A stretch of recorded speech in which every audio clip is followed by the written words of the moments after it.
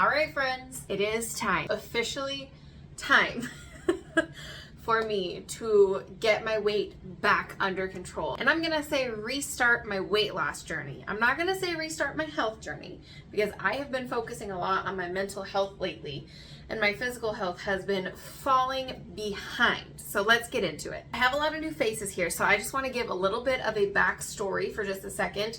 So in 2020, I started doing keto. I had done keto in 2017 for a little bit, and I knew that it was going to be the best thing to help me prevent type 2 diabetes and lose weight.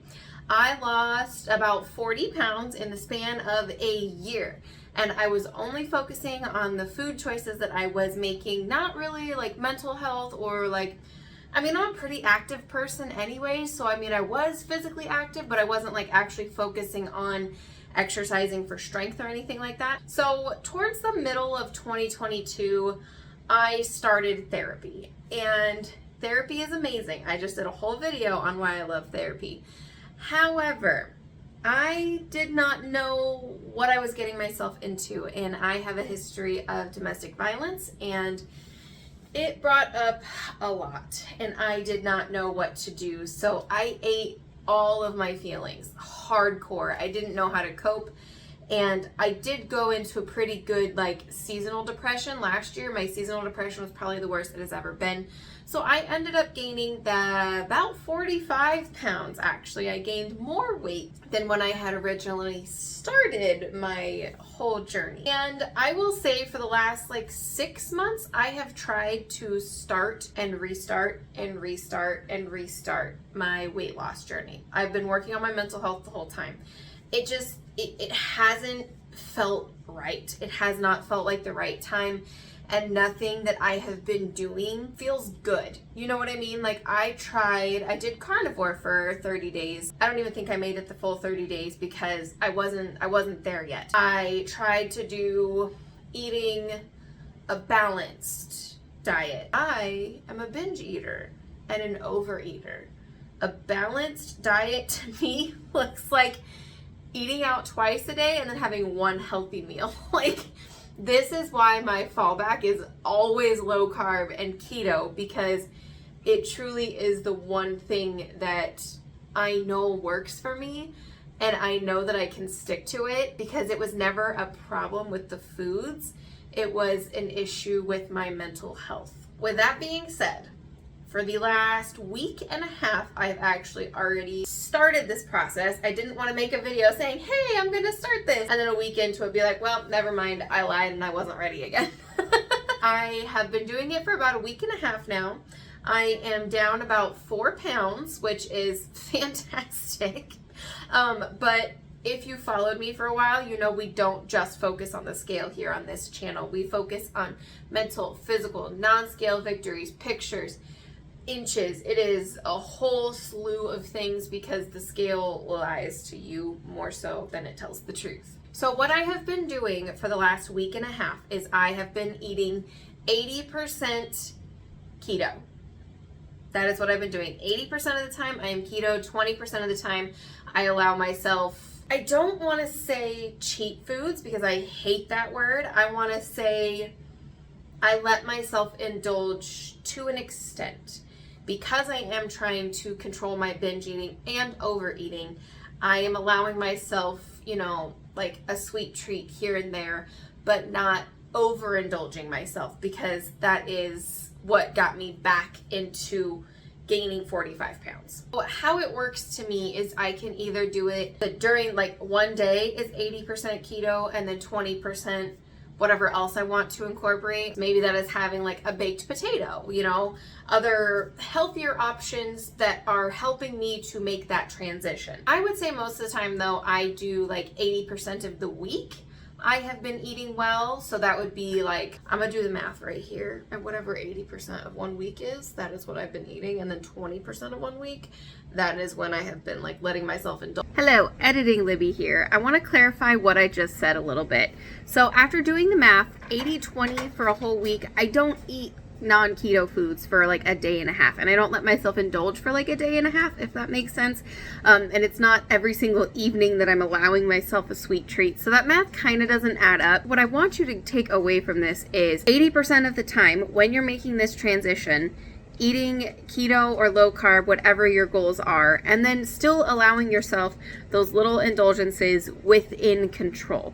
So like I say, I start daily 80-20, just majority of the day eating well.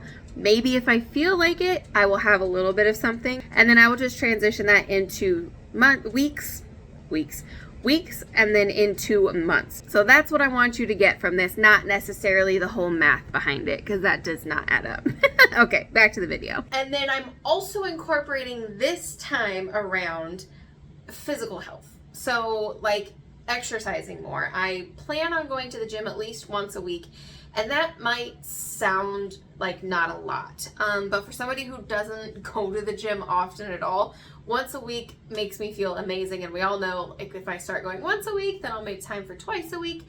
Right now, I'm just planning on going once a week and then doing one at-home workout outside. Making a conscious effort to work out twice a week. But like I said earlier, I'm a very physically active person, so I probably get some type of exercise, whether that's walking outside, whether that's riding my horses, walking my dogs, doing an agility class with my dogs.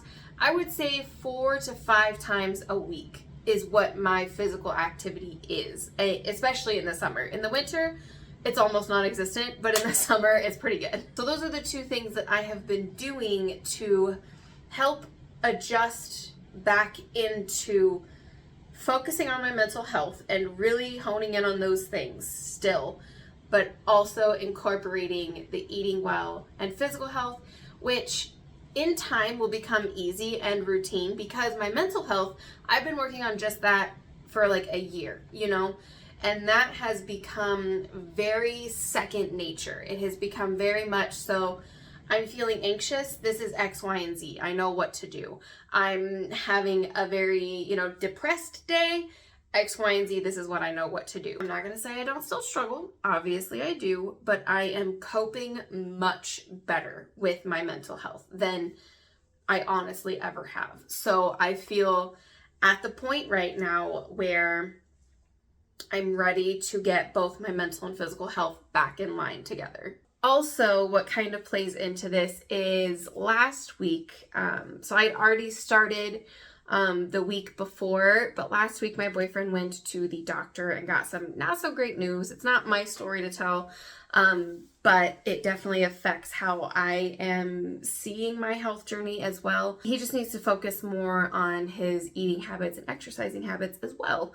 And obviously I do too, because I'm trying to prevent type 2 diabetes and just be a healthier person for my family. So I know that a lot of you guys have also been struggling with like mental health and depression. And this year has just been unique, to say the least. So join me in restarting my health journey and restarting your health journey, whatever that looks like for you. If it's not weight loss, if it is weight loss, we can do this together. We can motivate each other. And I know that I've done it before and I can definitely do it again. It's just overcoming those mental barriers that a lot of times are put on ourselves by ourselves. So let's do this together. Let's work together to reach our goals. Let me know what goals you are going to set in the comments down below. And I feel really good. After a week and a half of getting back into it, exercising, moving my body, like I just feel so much better in my own skin already, and just moving my body again in ways that I really haven't moved it in years feels so stinking good. So thank you guys so much for joining me today. I look forward to keeping you updated on how this is going, and I will see you guys in the next one. Bye.